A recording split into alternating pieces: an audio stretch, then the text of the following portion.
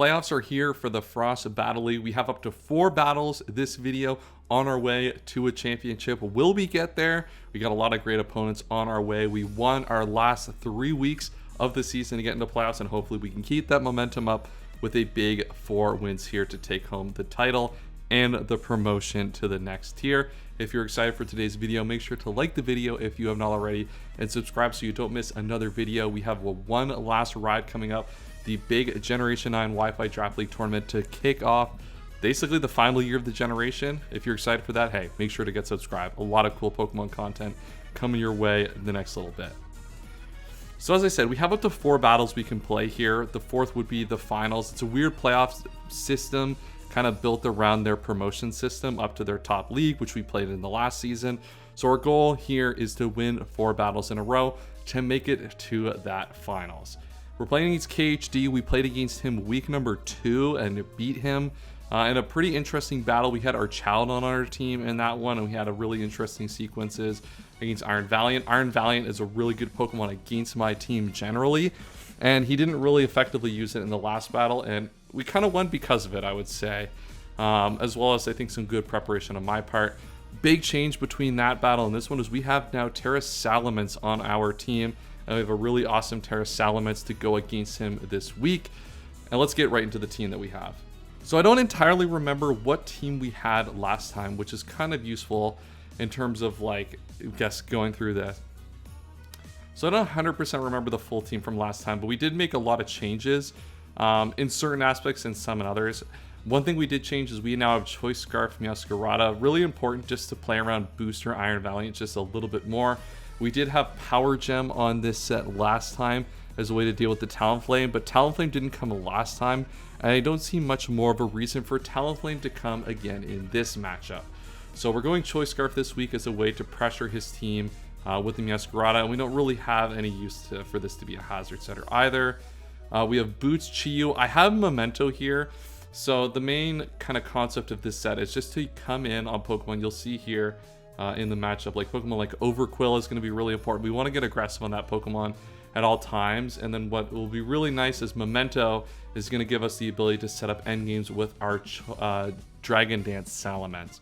The Terra type here is Poison as a way to deter attacks from the Iron Valiant. It's a way to kind of play some 50-50 mind games with that Pokemon, that we really want to be tearing our Salamence here pretty much at all times in this battle, because the Terra Blast is super important to that set being effective. But otherwise, it's just max and really trying to put pressure on my opponent's team as much as I can, even with the Tentacruel back there, going to absorb most of the hits. If we can get rid of that Pokemon early with their Pokemon at high HP, that'll be really good news for us. We have defensive iron, kind of like mixed defensive Iron Hands. I'm pretty sure this is the exact same set that came in the first battle.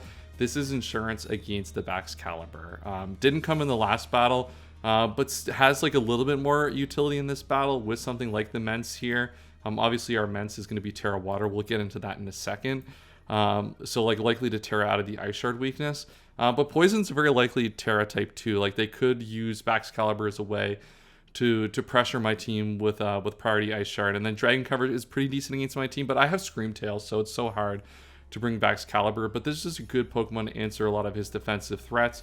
If we get into what he actually brought in this matchup, he does have Terra, Lycanroc, Dust, so he can likely Terra Fairy to get out of having a good move for me. Obviously, he can have Play Rough, but I can easily just kill it with the close combat after eating a Play Rough pretty effectively in this battle. So this is kind of focusing on twofold, and we expect the Terra from the Lycanroc to be able to take advantage of this. But if it is Terra Fairy, then we will be able to check it after the fact with Meowscarada still after a little bit of chip. Flower Trick still does a lot of damage. Screamtail is a really good specially defensive wall. We need this for the Iron Valiant mainly. We don't have a lot of good ways to switch into that Pokemon. We are heavy duty boots because it's our best way to keep HP on this Pokemon as high as possible in that matchup. And then Baton Pass is really important as a way to just continue momentum and get our Chi-Yu in as much as possible. Chi-Yu is going to be here for a short time, here for a fun time, not a long time. Just trying to put up as much damage as possible. And this, this Pokemon is going to have a limited shelf life in terms of how often it can switch into that Iron Valiant, especially if it's like a modest choice spec, so it's only going to be twice, or only going to be once. So you have to be really mindful of that. But otherwise, this Pokemon does answer the Excalibur as well. So a little bit of a mix set for that purpose. Mesprit, I think this is almost the exact same set, pretty much the exact same set as last time, except we have U-Turn. And the U-Turn mainly is a way for us to not have to be as aggressive with our Chi-Yu when something like the Overquill comes in. But this is our Rocker and Healing, which is really nice for the combination of Meowscarada and Chi-Yu. And then the main kind of juice with this set is I keep saying Choice Scarf every time I try to talk. Clear Amulet, Salamence. There is the Overquill. There's also a Landorus on this build somewhere that just didn't come to this battle. So that's going to be really, really nice. Clear Amulet in the builder was just super, super powerful as a way to beat through his team. So Dragon Dance, Dual Wing, Big Dragon Plot, Terra Blast. So the idea is like we kind of expect that the way that that Keiichi is going to want to play around the Salamence is going to be to use the Intimidate shuffling aspect of his team, and then Clear Amulet blocks that and allows me to get a free Dragon Dance and even a free second one to really go crazy if we want. So he's gonna have to be really, really teched out for this Pokemon if he wants to have a chance to win this battle. So let's get into the battle itself. So my opponent's gonna lead off with the Overquill. We expect this. We lead Chi-Yu. This was pretty much the lead we almost expected to be guaranteed, and we know Tentacruel is always going to be the switch. So we kind of see this is very, very Spadef Tentacruel at this point. I'm pretty sure that's Assault Vest when I calc that in the battle. So kind of the expected, we're going to have to just go through a lot of these cycled turns, right? Where we just get aggressive with Chi-Yu. We know that there's going to be Toxics coming, some Hazards coming. We can Healing Wish this damage off later if we want. We just need to put as much damage as we can on that Tentacruel. And I think at this point, I basically confirmed it to be the Assault Vest set. So any damage we get on it is going to be guaranteed damage this battle. Overquill comes right back in. I think at this point, I just go for the U-Turn 1 just to like prevent damage from getting on the Chi-Yu. Because now that it's Toxic, it's a little bit more risky to switch into Crunch. Even at that point, I keep going for Overheat. This crit is nice because it actually opens up a potential double calc later on in the battle. And we finally get the knockoff. So good knockoff here actually by my opponent. Kind of understanding that Citrus Berry would be coming online soon. And considering this sequence is very likely for that to happen. So we see Rockiyama come here. And now the problem here with this sequence, so good on them to get the Citrus Berry out of the way. Because now my Mesprit's at low HP. I'm not going to have a good opportunity to Healing Wish against almost this entire build. So this Chi-Yu is kind of limited in terms of what it actually is going to be capable of doing here at a certain point. I go for the Overheat again, goes for the 20. It's not in range just yet, so the crit actually doesn't really impact the calcs, but that Pokemon is now so low, and now in comes the Overquill again. I'm kind of in an interesting spot here, right? Like, do I have to sack the Mesprit? I kind of think I do, right? So I'm going to go for the Healing Wish, because if I can Healing Wish into Chi-Yu, I think I'm in a really good spot. The Tentacruel is basically dead, and I basically traded the Mesprit for the Tentacruel, which is their spinner, so I can find an opportunity. I could find an opportunity to get up rocks. The problem is this was my rocker, so the decision's kind of be, do I get my Healing Wish value here to guarantee a full HP Chi-Yu to deal more, kind of terrorize it, build a little more, coming on stuff like Iron Crown, which is going to be super nice on the Overquill again, because now my opponent really can't switch into Chi-Yu. It's going to be like Talonflame, which actually does come in this battle. Over the Landorus, kind of surprisingly enough. Probably as additional counterplay with the Gale Wings to the Salamence. But now like it's really hard for my opponent to switch in. So I just decided to go for the Healing Wish. They go for Spike 2, which Spike 2 is not really that valuable of a play. So interesting that they're prioritizing the hazards, which it makes sense, right? Like my team this season didn't have hazard removal. So like my opponents have been over prioritizing hazard setup against me, which makes sense. But it does open me up to get a full HP Chi-Yu back, which is kind of problematic for my opponent, right? Like I just get to Overheat again and claim a kill. I've hit all my Overheats, all 5 of them that I've clicked this battle, which is super funny. And it does open up the opportunity to get in the Iron Valley. And you can see here, right, with my spread, I'm going to have the Baton Pass out of this, but like I can only switch in once, and they have to switch out obviously to protect against Dazzling Gleam damage here. And I'm able to Baton Pass here, get right back into my Chi-Yu. And Chi-Yu is ready to go crazy here. They go for the Terra Dragon. So we see the Terra out here instead of the Lycanroc. So I should have gone over the Terras. I always forget to do that. The Terra was Fairy here, and it was Dragon. So Dragon, pretty decent typing into the Chi-Yu, but I'm obviously going to Dark Pulse every time. And now with no Fairy option to break through my Iron Hands, this is a really, really good opportunity for me. I get a nice little flinch here, which is super funny. Obviously, they're probably just going to attack, try to get some chip on my Chi-Yu, and I'm in such a good position. Now, this is an interesting spot. I sack my Chi-Yu here, or I sack my Screamtail here because there's no Excalibur in the back, so I don't mind making that play. I did consider actually at this point going for the Terra and just like overheating and taking out the Iron Valiant. I still prioritize having the Terra Blast Water with Talonflame there, though realistically at a certain point that's not going to be necessarily required for this sweep, given the coverage that we have. If you look at our coverage, we have dual Wing Beat Dragon Claw. The Terra Blast was really kind of there for the Landorus, defensive Landorus, and that's not really there. So something I maybe should have considered on that turn was using my Terra, eating that Moonblast, and just going for like an overheat and trying to like take out this Iron Valiant, or maybe even the Flamethrower. I would have to look at the calcs off the top of my head. Don't know them. So that was maybe a missed opportunity there. And I could have maybe saved my Screamtail. The Screamtail has really low utility the rest of the battle. So sacking there, I figured I'm going to get that opportunity later in the battle if I want to go for it. So here, I just go for the Flower Trick. I could have considered going for like the knockoff or something like that. But a little bit of chip on the Overquill is super nice as well. And I just get to continue coming into Chi-Yu. And if I take the cost of taking a Toxic is pretty low, right? I don't mind doing that. And I hit another Overheat. I'm just goated in this battle, not missing a single Overheat. And now in comes the Iron Valiant again. And this is, unfortunately, because they overheated, I should have considered Flamethrowing here because of the fact that if they go Talonflame, it doesn't matter anyway. And it kills the Overquill from... Actually, I think it might not have killed the Overquill given the calc. And unfortunately, I do have to sack my Chi-Yu off here. So looking back on it and thinking about it, it should have been a consideration to try to pick up that Iron Valiant in the end. But I still really, really like my end game here with the Salamence. I do think that this is probably Choice Scarf at this point, considering the way my opponents played it. So I do think at some point I'm going to have to get my Salamence to double Dragon Dance to guarantee that I move past that Pokemon. In prep, I was kind of considering the fact that it might be a booster energy. So if we break the booster once, then we only have to DD once with the Salamence. My opponent here is just going for the Crunch. I'm very low HP, and at this point, I just switch right into Iron Hands. What I'm trying to do here now is, given this set, I don't know what the last move is, but I'm thinking like this is my best opportunity to win this game now, is a setup opportunity with the Salamence. So I'm trying to just like get an opportunity, a free turn with Immense. I go into Iron Hands. I just don't want to kill this Pokemon, right? So that's why I make that play. And now I go for my Terra, Dragon Dance up, and my opponent reveals Haze final move. So they do have just a good abundance of prep there. I should have like considered trying to Dragon Dance a few more times just to see like if they just like misclick or something. And then they go here into the Lycanroc. And this is an interesting play. So I go for the Dragon Dance here. This plus a Cell Rock doesn't kill. But the fact that they go for a Stone Edge, like if they miss Stone Edge, this game's actually over now. Unfortunately, they also do reveal to have Gale Wings on their Talonflame, so that's not going to matter too much. But like there was a lot of like potential risk for my opponent in that sequence of having to go for Stone Edge there. Now I was fortunate to hit a lot of my moves, so I think it's probably fair that they get to hit their move. And I kind of expected maybe in that sequence to have like Destiny Bond, like Choice Scarf, like Iron Valiant maybe to kind of get me, and that would have put me in an awkward spot.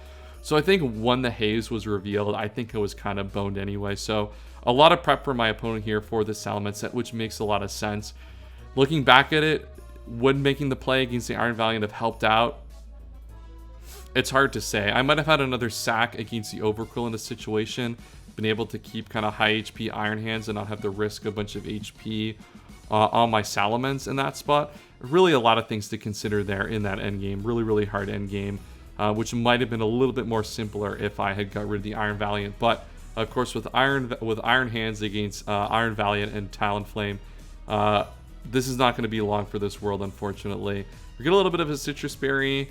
I think I go for the Thunder Punch. So I get a kill, so we're going to lose 1-0 at least. But unfortunately, that is the end of our Frost Battle League season.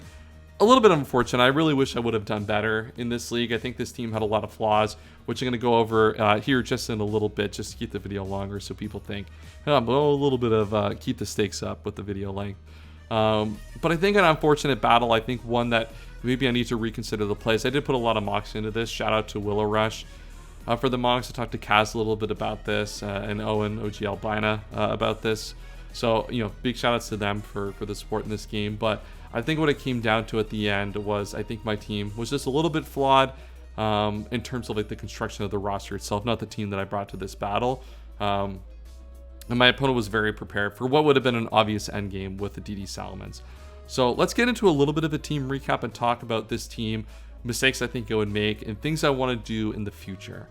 All right, time for a bit of a recap on the season. Obviously, it's going to be pretty evident quickly into this video that it wasn't going to be the full 4 battles and we were going to make the finals, but we'll add a little bit more, give you a little bit more thoughts at the end of the season, because it's something I'd like to do more in these leagues, is talk about things a little bit more, but I feel like I haven't had a lot interesting to say recently, partially because I've been losing a lot, which is obviously not good.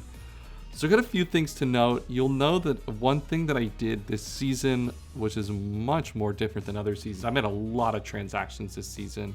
I used all of my transactions for the first time in I think ever.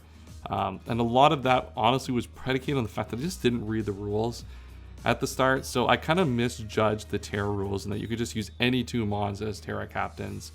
And that kind of resulted in me waffling a lot, and that I didn't have 2 Pokemon really good at holding Terra. I was planning to do Chi-Yu plus a lower tier Terra. That didn't work out, and I ended up going with Iron Hands as Terra to start. And it seemed interesting. That was a Terra Iron Hands thing I used with Terra Manaphy last season. It didn't really do well at all. But it was a concept I was thinking of trying with the Chi-Yu. I just didn't like it though. And then pivoted with Terra Chowdon. Now the problem with that is I actually think Registeel was pretty decent to have on this roster. And one of the things that I've kind of come to realize, and why I don't make transactions a lot of the times anyway, is I honestly feel like, especially when you make a micro adjustments, they can make the balance of your team very, very weird. And I think I didn't do myself any favors with this draft going into it. I think I ended up in an okay place, but the combination of Screamtail, Mesprit just never really worked. It kind of gave me 5.5 Pokemon every battle. Slitherwing was actually pretty better than I thought it would be in the matchups that it came, but found limited times to come in. And the one thing that I've kind of learned from this, one besides reading the rules, is kind of reinforced my idea that I think that transactions oftentimes end up being a scam. And that's not to say that you shouldn't fix teams that are bad, but if you're going to make changes, I kind of made a half-ass attempt the first time, and kind of created a weird situation. And if you're going to do a team transaction, kind of just use all of them at once and kind of reconstruct the structure of the team to make it work. Because in the end, I kind of ended up with a team that had a lot of stuff on it, but just didn't really feel like it worked all the time. I brought a lot of top 6 teams, which is normal for how I play generally anyway. But it was kind of awkward when you have Pokemon like Screamtail and Mesprit. One of those Pokemon should have probably been dropped. Honestly, most likely the Screamtail. As much as I love that Pokemon, Mesprit was a very, very good overperformer actually on this team with Healing Wish. So that was a Pokemon I really like doing, and that kind of comes to my final thought on this season. And one thing I'm really going to change, I think, going forward is one of the habits I tried to hold myself to not get into when I got back into Draft League 2 years ago was to draft Pokemon for the sake of trying things and for fun, etc., and try to draft strictly optimal at all times. That's kind of a trap I feel like players who play Wi-Fi fall into, and I say that including myself. And that we try to draft things to keep variety, right? To bring different types of content. But the content that I want to do and the way that I want to play is I want to win at basically all costs. And which sounds funny, right? Because I haven't really been able to put my best foot forward the last couple of leagues due to effort, variety of reasons, teams construction, draft effort, and etc. But one thing I found that I've kind of got into with the SV is I've drafted a lot of the same teams, Pokemon over and over again. And I think the team comps I've had have worked in earlier iterations of this metagame, but just don't seem to work now. I drafted, I think Meowscarada is the one Pokemon that I think that every time it comes up I do draft it, and that kind of is, I guess, a positive thing in terms of my drafting. But drafting Screamtail all the time, I think it's a great Pokemon, but I think oftentimes it's not going to be the most optimal selection all the time. You're relying on Pokemon like that and Iron Hands as kind of I wouldn't say a crutch in the format, but a comfortability in building sometimes leads to problematic situations. Though I think I was very happy with the top 3 this season, the Meowscarada, Chiyu, and Iron Hands. Though I probably should have gone with something different other than Screamtail, just rely on the Mesprit and take a different approach with the Fairy type. And definitely the Terra as well. But that's all I really have for today's video. A little bit of waffle at the end. I know I obviously would have to waffle on for like an hour or something to make the video have the length that it would, to kind of trick people into thinking we had 4 battles. But overall, I think this team, the main thing was I think I fell into some comfortability traps with Pokemon like Screamtail that I probably didn't need to. I think I took a bad pass with the transactions throughout the season, even though they basically got me back on track for playoffs. And hazard removal continues to be something I haven't drafted often, but I'm maybe changing my tune on that. A lot for me to consider on that front as well. I think a lot of people continue to try to exploit teams for hazards with hazard sec that don't have removal. And I still wouldn't prioritize drafting, even in 16 mon, bad removal like Hitmontop and Serena, because I still think you should stack against those teams. But worth considering, should I be valuing Pokemon like Terapagos and Iron Treads even higher because of the hazard removal? That's something we're really going to get into in one last ride. And then the final league that we probably will be doing after that. We probably have 2 more leagues before we get to Champions, including a bunch of other leagues we do alongside Wi-Fi. So a lot still coming in Draft League before we get to Pokemon Champions, but still a few more lessons to learn coming out of SV and then going into what'll hopefully be kind of a Gen 9.5 and hopefully an opportunity for us to finally, I think, put together a lot of the skill set that we have and actually put together some results, because it is frustrating not to get the results. But that's all I have for today. I hope you guys enjoyed the video. As I said, one last ride is coming up very, very soon. We're starting draft for that next week. So I'm super excited for that. It's going to be an awesome Wi-Fi tournament. Link to that will be in the description down below. And that's all for today. If you guys enjoyed, as I said, like, subscribe, all that fun stuff. And we'll see y'all next time.